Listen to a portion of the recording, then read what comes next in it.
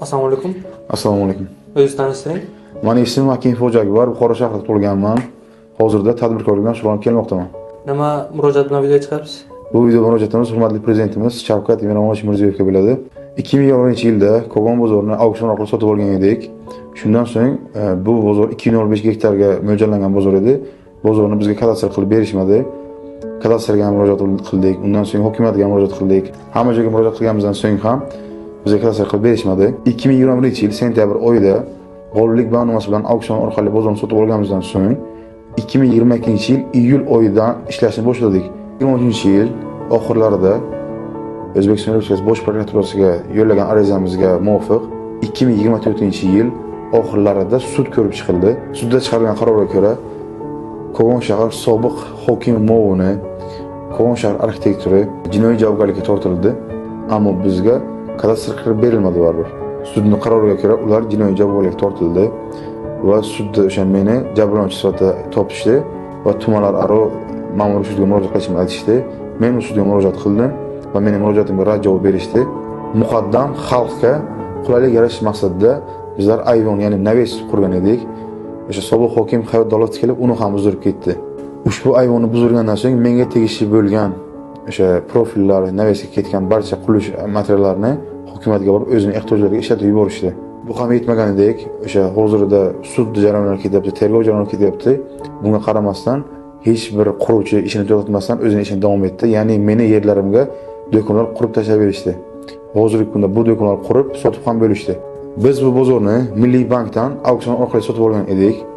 Mashinalarni, uylarni sotib, shu bozorga sarmoya kiritib, shu bozorni sotib olgan edik biz. Ushbu bozorni sotib olganimizdan so'ng dadamni qamab qo'yishgan edi. O'shani dadam sud orqali oqlanib chiqdilar. Va bundan so'ng harakatlari menga qaratildi va meni ham qamab qo'yishga harakat qilishdi, qidiruvga ham berishdi va natijada qamab ham qo'yishdi. Hozirgi kunda ushbu bozorda ishlash kundan kunga og'irlashib bormoqda. Misol uchun, mana aynan hozir bo'layotgan holat Jamshid Jalilov, Sohibko'l dehqon bozorining hozirgi kundagi bozor komi Milliy bank rahbarlariga chiqib, o'zining investori borligini, aynan men bilan bo'lgan shartnomani bekor qilib, u bilan ishlashlari kerakligini ularga undamoqda.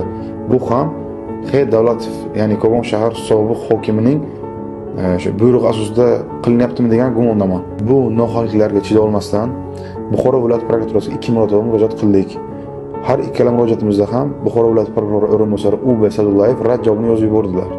Yuqorida bayon etilganlardan kelib chiqib shunday xulosa paydo bo'ladiki, ona vatanimiz O'zbekistonda ana shunday amaldorlar tufayli adolat yo'qdek. Odam bir necha avlodlarimiz tomonidan peshona terida yig'ilgan shu mablag'larda sotib olingan o'sha baxtsiz majmua haqiqatan ham baxt keltirmadi. Auksionda Otam Jo'rayev Halim g'alaba qozongan kundan boshlab hokim o'rinbosarlari, prokuratura barchalari dadamga turli xil ta'zirlar o'tkazib, shuni umr muddatga sababsiz qamab qo'yishdi.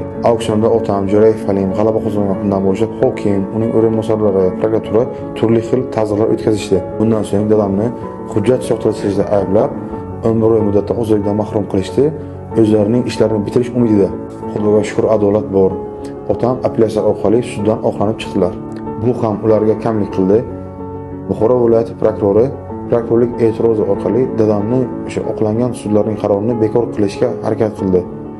Ammo adolat bor, sud qarori o'z kuchida qoldi. Shundan so'ng yuqorida ko'rsatib o'tilgan amaldorlar Hayot Davlatov ta'sir o'tkazishning yangi taktikasiga o'tishi. Soliq inspeksiyasi tomonidan tekshiruvlar boshlandi. Bir hafta davomida xronometraj o'tkazib, sotuvchilarni so'roq qilishdi, go'yoki biz o'zimizning daromadimizni yashirayotgandek qilib, bizning ustimizdan ariza berishlarini talab qilishdi. Bu azob-uqubatlarning barchasidan so'ng xalq orasida aytilgan bir gap bor. Kulfat yakka kelmaydi. Bugun kunga kelib, otamni 5 oydan beri allaqachon tergov izolyatorida saqlashmoqda. Xalq aytgandek, odam bo'lsa modda har doim to'pladi. 4 yildan beri ariza bermagan biror bir tashkilotimiz qolmadi. Biror bir masalamiz hal bo'lmagandan so'ng sizdan umidvor bo'lib, adolatli hukmingizdan umid qilib, menga auksiondan sotib olingan qonuniy tegishli bo'lgan 205 gektar yer uchastkasida joylashgan savdo majmuasiga menga tegishli bo'lgan haqqimni kadastr qilib berishingizda amaliy yordam so'rayman.